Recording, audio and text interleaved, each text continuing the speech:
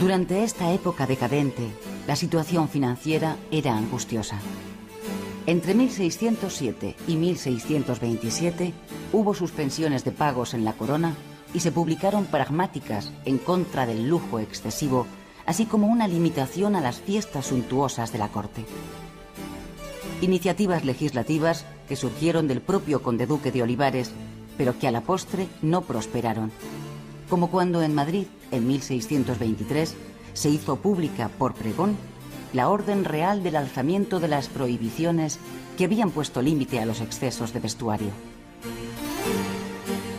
El lujo desmedido en el vestido, la relación de joyas que se incluían en los inventarios de época, las inversiones artísticas impulsadas por el mecenazgo de algunos o la multiplicación de domésticos y esclavos con su singular variante cortesana de los bufones, serían algunas de las realidades que lastraron a la sociedad hispánica de este periodo. La espectacularidad impregnó en el Siglo de Oro todos los actos de la vida pública, las juras y besamanos al monarca, las reuniones de los consejos, los autos de fe o los mismos sermones alcanzaron el ámbito de la corte, en donde se impusieron las reglas de etiqueta y el protocolo hasta las más mínimas manifestaciones de la vida cotidiana de la familia real.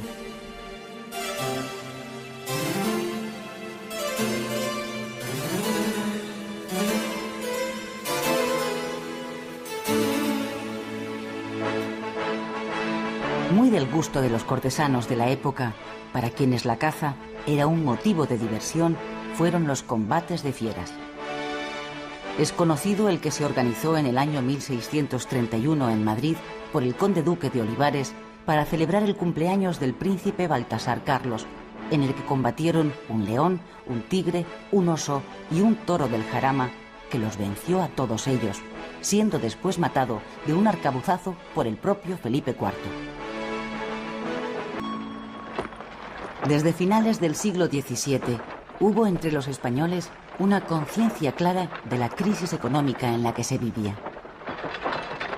Durante esta época surgirá la denominada generación de los arbitristas, auténticos diagnosticadores de los problemas existentes que también analizaron sus posibles soluciones.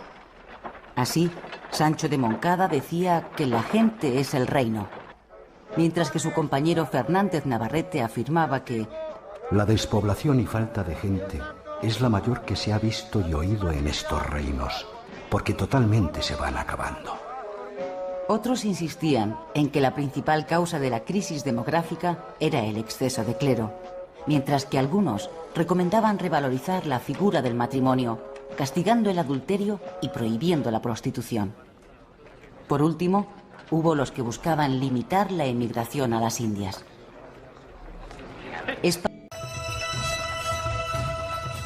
Dentro de esta sociedad en pleno declive, el principal elemento diferenciador fue la población morisca. En el mes de abril de 1609, Felipe III sancionó el Edicto General de expulsión definitiva de los moriscos, por el que fueron expulsados 300.000. Edicto de expulsión que se aplicó primero en Valencia, luego en Cataluña y Aragón y finalmente en Castilla. Después de la conquista de Granada en 1492, seguían coexistiendo en España dos culturas distintas, la cristiana y la musulmana. Por su parte, los mudéjares se habían convertido en moriscos. Las diferencias entre la cultura cristiana y la musulmana van agudizándose a lo largo del siglo XVI. Pronto, las desigualdades no fueron exclusivamente religiosas, sino que afectaron también al ámbito de la sensibilidad y vida cotidiana. En plena decadencia política y económica, se convirtió en un grupo sospechoso y censurado sobre el que se proyectaron todas las frustraciones sociales de aquel periodo. España había alcanzado su techo demográfico hacia los años 90 del siglo XVI, con una población cercana a los 8 millones de habitantes. A partir de esa fecha, la población se estancó. La peste de 1597-1602 generó más de 500.000 de muertos, sobre todo en Castilla, el noroeste cantábrico y la Andalucía del Guadalquivir. A esta gran epidemia se sumó otra, la de 1647-1652, que tuvo una especial incidencia en la corona de Aragón y Andalucía, provocando en algunos lugares la pérdida de entre la cuarta parte y la mitad de la población. La primera fue una epidemia básicamente atlántica, mientras que la segunda fue de carácter más bien mediterráneo, y ambas tuvieron efectos catastróficos sobre la población española.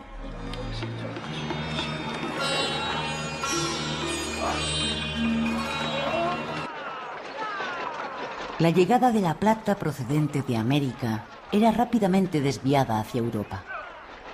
Las 3/4 partes del metal precioso que arribaba a España eran propiedad de los particulares, conquistadores, colonos, administradores que regresaban de las Indias o mercaderes que recuperaban el contravalor de sus exportaciones. La balanza comercial española era deficitaria en comparación con la del resto de Europa. Pero la fuga del metal precioso se dejó sentir sobre todo en la Hacienda Real, que absorbía 1/4 parte de toda la plata que se descargaba en Sevilla para hacer frente a sus deudas. El rey gastaba enormes cantidades de dinero en las necesidades acuciantes de su política internacional. El dinero era adelantado por los banqueros extranjeros, los genoveses o los judíos portugueses. De este modo, la plata era acaparada por los grandes financieros para compensar las importaciones europeas y por los poderosos asentistas. Por lo tanto, el oro y la plata desaparecían inmediatamente de la circulación, siendo sustituidos por numerario de cobre. Esta crisis económica devino lógicamente en una gran desigualdad social. Los campesinos fueron las grandes víctimas de esta crisis, en especial los que carecían de tierras. Alimentados solo con pan y sopas, la población rural sufrió las oscilaciones de la inflación y los apremios fiscales. La olla apenas contenía legumbres, cerdo, cebolla y ajos. Estáis muy cerca del Papa. Y el Papa muy cerca del corazón de vuestro rey. A mediados del siglo XVII, el clero representaba el 1,5% respecto del total de la población, con predominio relativo del clero regular, frailes y monjas en número muy equitativo sobre el clero secular. La orden religiosa con mayor número de miembros era la franciscana, seguida de la dominica. La renta global del clero ascendía a unos 10 millones de ducados, en torno a 1/6 parte de la renta total del país. Esta renta estaba muy mal repartida entre arzobispados, como los de Toledo y Sevilla, con grandes propiedades inmobiliarias y sustanciosos cobros de diezmos y capellanías de auténtica hambre. El Vaticano es pobre, mi querido secretario. Ya sabéis que nuestras riquezas no se miden en onzas de oro. Yo me retiro para no estorbar tan elocuente sobremesa. Ay, si yo pudiera tener... Las directrices del Concilio de Trento no rectificaron la conducta del clero, que con frecuencia practicaban la usura, portaban armas y llevaban una vida privada nada edificante. Santos que pintara con maestría Zurbarán y que esculpieron los artistas Martínez Montañés, Alonso Cano o Pedro de Mena.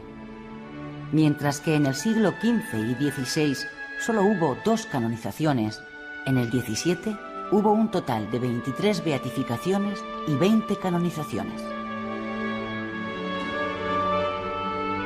En el año 1622 se canonizó a Santa Teresa de Jesús, San Ignacio de Loyola y San Francisco Javier, entre otros.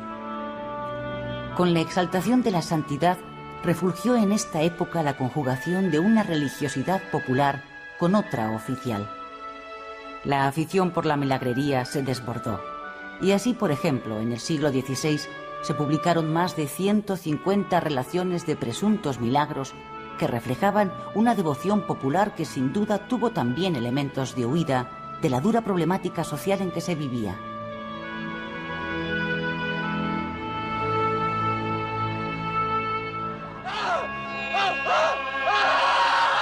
La Iglesia censuró algunas formas de cultura popular, pero también tendió a integrar determinadas supersticiones dentro del barroco ceremonial católico.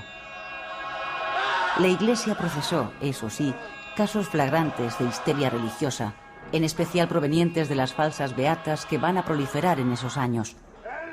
El caso más significativo de histeria religiosa fue el de las monjas del convento de San Plácido en Madrid, inducidas por su propio confesor, el padre benedictino García Calderón. La Inquisición controló estas situaciones con una calculada ambigüedad que se puso en evidencia en su actitud ante las presuntas brujas. En España, la caza de brujas fue un fenómeno menor en comparación con la Europa central y Francia.